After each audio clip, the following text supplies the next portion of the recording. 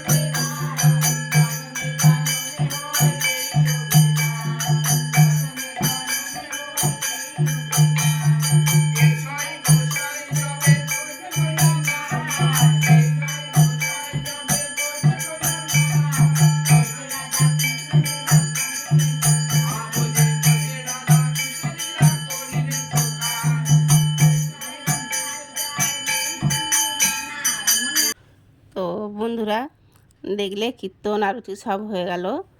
তো এই যে ঠাকুরের ভোগ পর্দা খুলে দেওয়া হয়েছে, এবং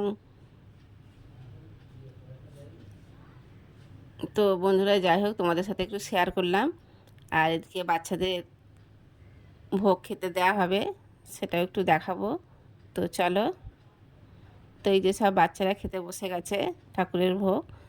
তো যাই হোক বন্ধুরা, যদি ভিডিওটা ভালো লেগে থাকে please please like comment share করবে, ভালো লাগবে আর উৎসাহ বাড়বে। চলো বন্ধুরা।